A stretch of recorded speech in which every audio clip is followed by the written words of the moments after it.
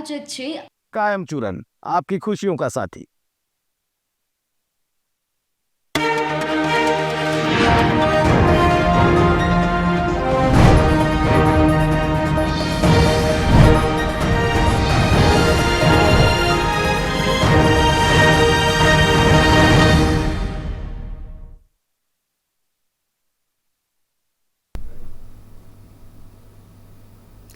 નમસ્કાર, ગુજરાત ન્યૂઝ સાથે હું છું પ્રાપ્તિ અજવાળિયા। વાત કરીએ વિગતવાર સમાચારની।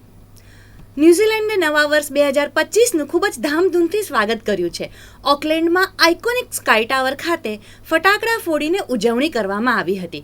સમગ્ર દેશમાં જ નહીં પરંતુ સમગ્ર વિશ્વમાં નવા વર્ષને લઈને ઉત્સાહનો માહોલ છે।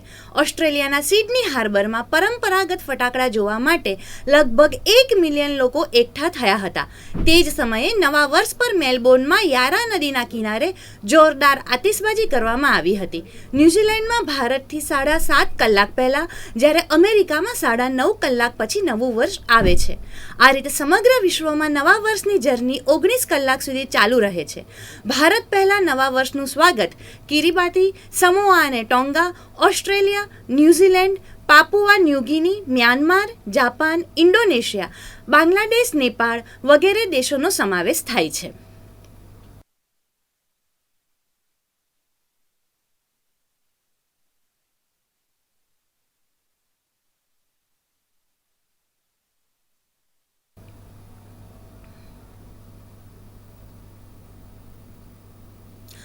અમદાવાદ મહાનગરપાલિકાના સેન્ટ્રલ ઓફિસ વિભાગમાં ફરજ બજાવતા એક અધિકારીને તાત્કાલિકપણે સસ્પેન્ડ કરવામાં આવ્યા છે।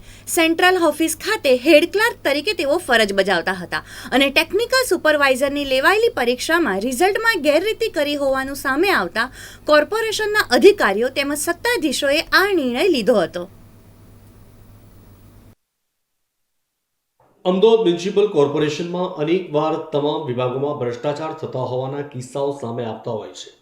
ત્યારે ફરી એકવાર અમદાવાદ મ્યુનિસિપલ કોર્પોરેશનમાં સેન્ટ્રલ ઓફિસમાં ફરજ બજાવતા હેડ ક્લાર્કનું કૌભાંડ સામે આવ્યું છે, જેને લઈને મ્યુનિસિપલ કમિશનર સહિત પદાધિકારીઓ દ્વારા આ કર્મચારીને ફરજ પરથી છૂટો કરાવવામાં આવ્યો છે। તારીખ 18/8ના રોજ લેવાયેલી પરીક્ષા દરમિયાન રિઝલ્ટમાં ચેડા થયા હોવાનું માલુમ પડતા સમગ્ર તપાસ હાથ ધરવામાં આવી, જેમાં પસંદગી કરાયેલા 3 ઉમેદવારના માર્ક ઓછા હોવાનું માલુમ પડતા નિમણૂક કરાયેલા 3 લોકો જય પટેલ, મોડલ લિબાચિયા અને તમનકુમાર પટેલની પણ નિમણૂક રદ કરવામાં આવી હતી। ઇજનેર ખાતાનું જે શેડ્યુલ છે 29,200ની ગ્રેડ છે, એમાં 93 ટેકનિકલ સુપરવાઇઝરની જગ્યા આપણે ત્યાં ખાલી પડી હતી 93। એના માટે આપણે 19/4/24ના રોજ આપણે બધાની અરજી મંગાવી હતી।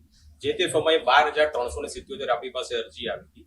એમાંથી 10,189 ઉમેદવારોને આપણે આગળની ભરતી પ્રક્રિયા માટે માન્ય ગણ્યા હતા અને એમાંથી આપણે લેખિત પરીક્ષા 18/8/24ના વખતે આપણે રાખી હતી અને એમાં 5,955 ઉમેદવારો પ્રેઝન્ટ થયા હતા। એની અંદર એ 5,955 ઉમેદવારોએ પરીક્ષા આપી અને સેમ ડે આપણે જેને પરીક્ષા લીધી એજન્સી દ્વારા એ લોકોની OMR શીટ અને આપણે નીરી revise final answer key positively બધાને અપલોડ કરી દીધી, જેથી સેમ ડે લોકો ઉમેદવારો ઘેર ગયા પછી એમના માર્ક ચેક કરી શકે।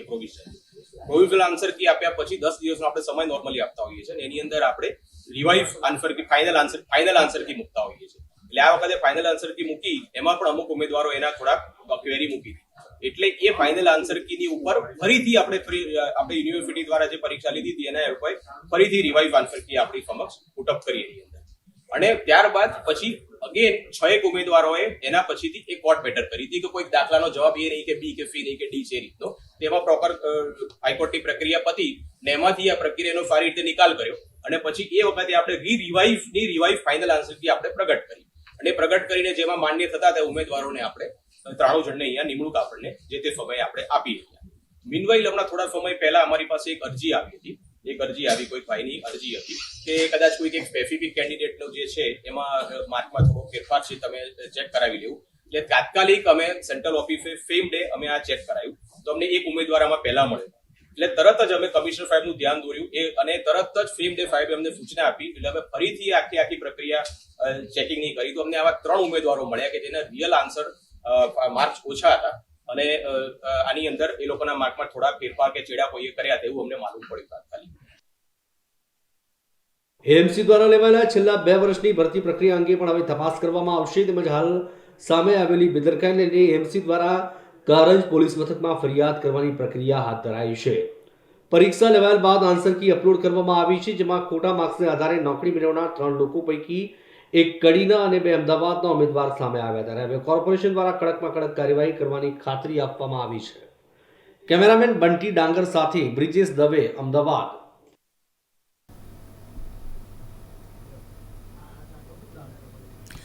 મોરબીના ટંકારાના હમીરપર ગામે એક આધેડે વ્યાજે રૂપિયા લીધેલ હતા, જેની સામે મોટા ભાગની રકમ ચૂકવી દીધેલ હતી, તો પણ તેની પાસેથી વધુ રૂપિયા પડાવવા માટે વ્યાજની પઠાણી ઉઘરાણી કરવામાં આવી હતી અને જાનથી મારી નાખવાની ધમકી આપવામાં આવી હતી, જેથી કંટાળી ગયેલ આધેડે પોતાની જ વાડીએ પોતાની જાતે ગળા ફાંસો ખાઈને આપઘાત કર્યો હતો. જે બનાવમાં મૃતકના પત્નીએ ફરિયાદ નોંધાવતા પોલીસે 2 શખ્સોની સામે ગુનો નોંધીને આરોપીને પકડવા માટે તજવીજ શરૂ કરી હતી.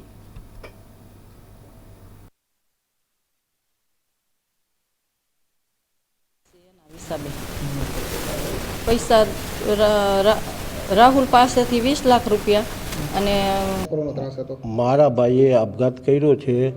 એમાં અગાઉથી એની પાસેથી થોડા ઘણા પૈસા લઈ અને એમ કરતાં કરતાં વ્યાજનો ચક્કર વધતું ગયું હોય અને પછી એને આ પ્રોમિસરી નોટ એક લખાવી લીધી છે અને એક ભાઈએ જે જમીનનો સાટાખત કરી લીધેલ છે 23,23,000માં અને એના ચેક થ્રુ એને પૈસા આપેલા છે 10 લાખ, બાકીના પૈસા કાંઈ આપ્યા નથી. અને હવે એ પાછળથી એ લોકો અગાઉ કેટલા હતા એની કોઈને જાણ પણ નહોતી અને એને દબાણ આવવાથી એને આ પગલું ભર્યું હોય એવું અમને લાગે. ગત તારીખ 17/12ના રોજ ટંકારાના નેકનામ ઓપીમાં આવેલ હમીરપુર ગામમાં ભગવાનજીભાઈ રાજધનભાઈ ખાંડેચાના ત્રાસથી ગોપાલભાઈ વેલજીભાઈ ચીકાણીએ આપઘાત કરેલ હોવાનો બનાવ સામે આવેલ હતો. આ કામે તેમના વાઇફ ભાવનાબેને ફરિયાદ દાખલ કરાવી છે અને ફરિયાદની વિગત એવી છે કે આ કામે આરોપી ભગવાનજીભાઈ રાજધનભાઈ ખાંડેચાએ તેમને 23 લાખ રૂપિયા વ્યાજે આપવાના સાટાઘાત કરાવ્યા હતા. સાટાઘાતમાં એણે જમીન પોતાના નામે લખાવી લીધી હતી. એ કામે 10 લાખ રૂપિયા આપ્યા હતા અને 13 લાખ રૂપિયા આપવાના બાકી અને આ કામે 10 લાખ રૂપિયા વ્યાજે આપીને તોતિંગ વ્યાજ 10% જેવું વ્યાજ વસૂલતા હતા અને એ કામે 5 લાખ રૂપિયા જેવું વ્યાજ લઈ લીધું હતું. ઉપરાંત રાહુલભાઈ બચુભાઈ સૌસેઠા જેમણે 20 લાખ રૂપિયા વ્યાજે આપ્યા હતા અને 10% લેખે 4 લાખ જેવું વ્યાજ લઈ લીધું હતું અને તદુપરાંત મુદલ પાછી લઈ લીધા ઉપરાંત તેમને દબાણ કરી હોવાથી આ કામે જે મરણ જનાર છે એમને પોતાને સસ્ટેન નહીં થતા, એ ટકી નહીં રહેતા એમને સુસાઇડનું પગલું ભરેલ હતું. એટલે આ કામે તોતિંગ વ્યાજ અને પઠાણી ઉઘરાણી બાબતને ગુનો દાખલ કરવામાં આવેલ છે અને મરણ જનારને મરવા માટે મજબૂર કરવા માટે સહિતની કલમોનો ગુનો લખવામાં આવેલ છે.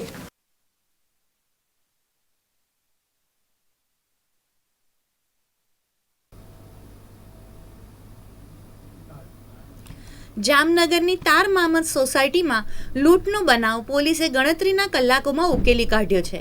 વૃદ્ધાને બંધક બનાવી લૂંટ કરનાર 2 ઈસમો ઝડપાયા છે.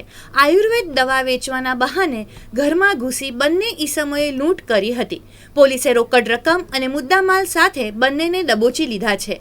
આજ રોજ જિલ્લા પોલીસ વડાએ પ્રેસ કોન્ફરન્સ યોજી વિગતો આપી હતી.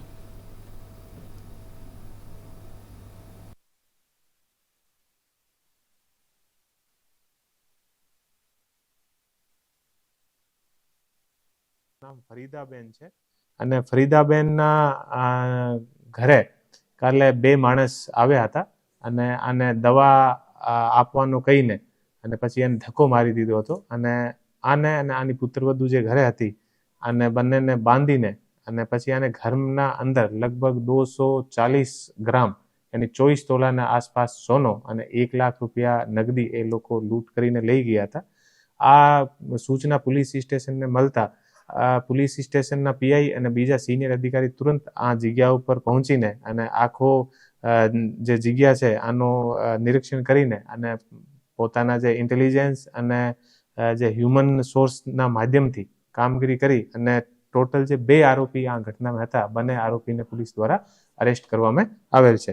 એ જે બંને આરોપી છે એકનું નામ છે હિતેશભાઈ પ્રેમજીભાઈ હોડાર જાતે ખારવા લગભગ 28 વર્ષ અને આસપાસની ઉંમરનો છે અને એ લોકો આ પોરબંદરનો નિવાસી છે. બીજો જે આરોપી છે આનું નામ છે ધાર્મિક હરીશભાઈ બરવાડિયા, એ પણ ખારવા અને આની ઉંમર 21 વર્ષની આસપાસ છે અને એ પણ પોરબંદરના નિવાસી છે. એ બંને કાલે આને ઘરે આવીને અને જે સિનિયર સિટીઝન છે આને બંધક બનાવીને અને 24 તોલા સોનો અને 1 લાખ રૂપિયા નગદ લૂંટ કરીને લઈ ગયા હતા અને પોલીસ દ્વારા તુરંત આ ઘટના પર એક્શન લઈને અને બંને આરોપીને અત્યારે અટક કરી લીધા છે. અને મુદ્દામાલ જે છે આ મુદ્દામાલમાંથી જે લગભગ 14 લાખનો જે મુદ્દામાલ હતો, આમાંથી 14 લાખના મુદ્દામાલમાંથી લગભગ બધું મુદ્દામાલ જે છે આ પણ રિકવર થઈ ગયો છે.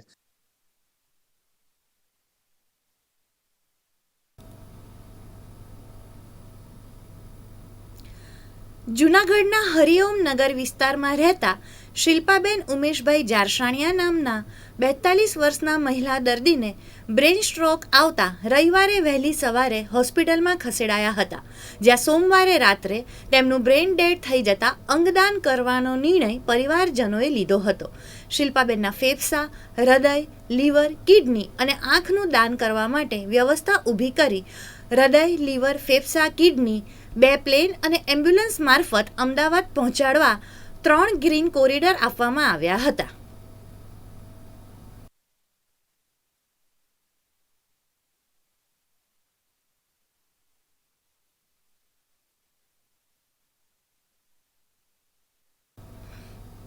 તાલુકાના ટુંડી ગામે ફાયરિંગની ઘટના બની હતી.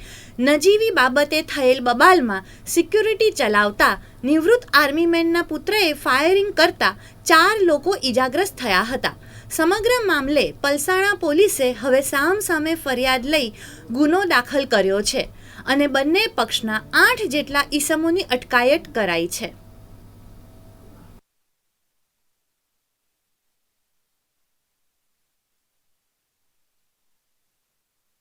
પલસાણા પોલીસ સ્ટેશન વિસ્તારમાં આવેલા ટુંડી ગામની કૃષ્ણા રેસિડેન્સી પાસે ક્રિકેટ રમવા બાબતે વિકાસ તોમર અને સ્વયં ગોસ્વામી નામના છોકરાઓની એટલે 19-20 વર્ષના યુવાનોની બોલાચાલી થયેલ.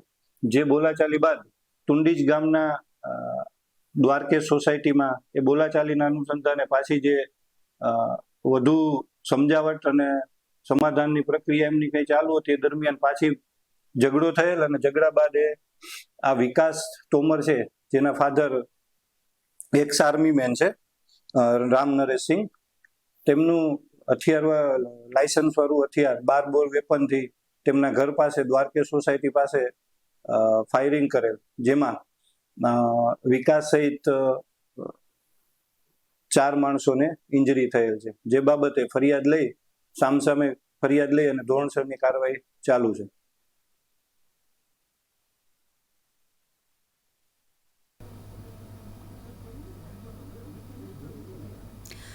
ગોંડલ તાલુકાના મોટા મહિકામાં ખંડેર હાલતમાં રહેલા મકાનમાંથી રાજકોટના પ્રૌઢનો અર્ધ બળેલી હાલતમાં મૃતદેહ મળી આવ્યો હતો. આ મૃતદેહ હસમુખ વ્યાસનો નહીં પણ તેના મિત્ર સંદીપ ગોસ્વામીનો હોવાનો ઘટસ્ફોટ થયો હતો. ત્યારે પોતાને મૃત બતાવવા મિત્રની હત્યા કરી મૃતદેહ સળગાવી નાસી છૂટેલા હસમુખની શોધખોળ શરૂ કરવામાં આવી છે.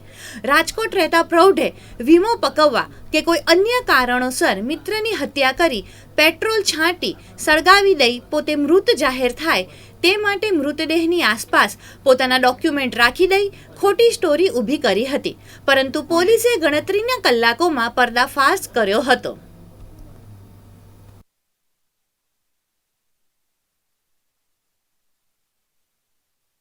મોટા મહિકા ગામે સળગાવી નાખેલી હત્યા નિપજાવેલી હોય તાત્કાલિક ગોંડલ તાલુકા પોલીસ સ્ટેશન ખાતે નવા કાયદાની કલમ મુજબ મર્ડરનો ગુનો દાખલ કરવામાં આવેલો છે અને આ ગુનાની તપાસ દરમિયાન આ કામના આરોપી હસમુખભાઈ ઉર્ફે અરશદભાઈ મૂળશંકરભાઈ થાંજા રે રાજકોટ વાળા અને તેની સાથે એક સગીર વયનો આરોપી હોય, જેમાં સગીર વયના આરોપીને આજરોજ રાઉન્ડ અપ કરવામાં આવેલા છે અને આજે નાસ્તા ફરતા આરોપી છે હસમુખભાઈ ઉર્ફે હર્ષદભાઈ, એને પકડવા માટે એલસીબી તથા અમારા ગોંડલ તાલુકા પોલીસ સ્ટેશનની જુદી જુદી ટીમો રવાના કરેલી છે.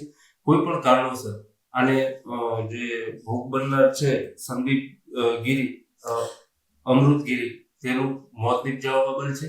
આ બાબતે ગોંડલ તાલુકા પોલીસ સ્ટેશને તાત્કાલિક મર્ડરની એફઆઈઆર દાખલ કરવામાં આવેલી છે અને આ બાબતે આગળની તપાસ ગોંડલ તાલુકા પીઆઈ રાવ ચલાવી રહ્યા છે અને આ કામે હાલે તપાસ ચાલુ છે.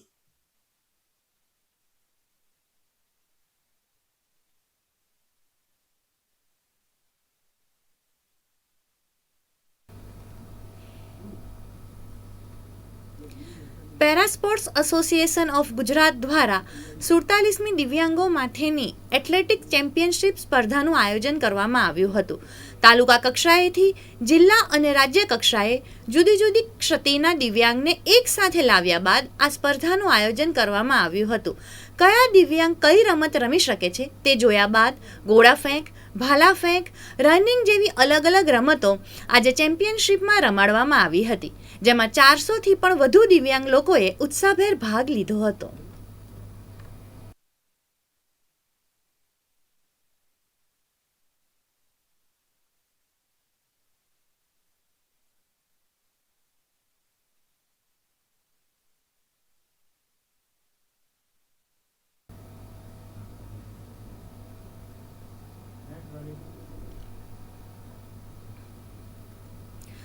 છોટાઉદેપુરના ક્વાંટ સામૂહિક આરોગ્ય કેન્દ્રના ડોક્ટરનો નશાની હાલતમાં વિડીયો સામે આવતા તપાસ કરવામાં આવી હતી.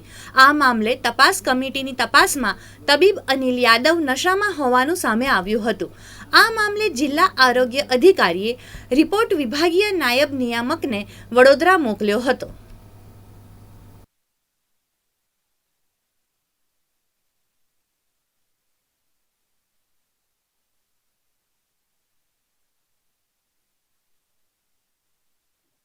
સામૂહિક આરોગ્ય કેન્દ્ર કવાંટના જે રવિવાર 29 તારીખના રોજ જે અહેવાલ પ્રસિદ્ધ થયા હતા એમાં CSCના મેડિકલ ઓફિસર શ્રી જે છે એ નશાની હાલતમાં હતા એ પ્રકારેનો વિડીયો મીડિયામાં વાયરલ થયો હતો.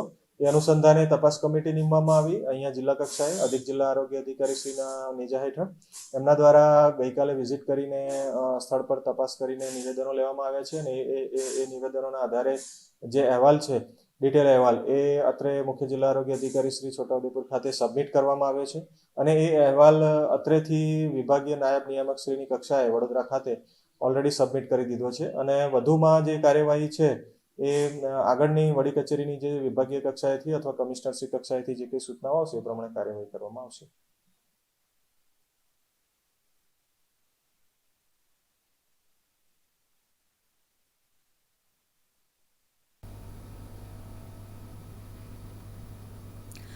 ગાંધીનગર જિલ્લાના દહેગામમાં તસ્કરોનો આતંક સામે આવ્યો હતો.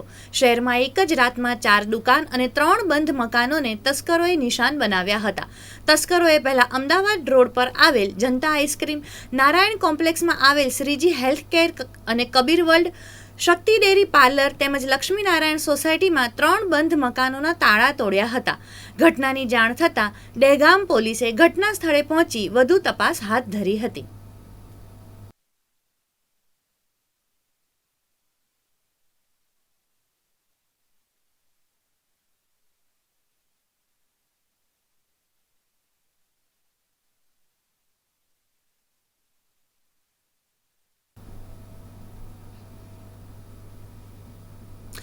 હાલ સમાચારમાં બસ આટલું જ. મને હવે રજા આપશો.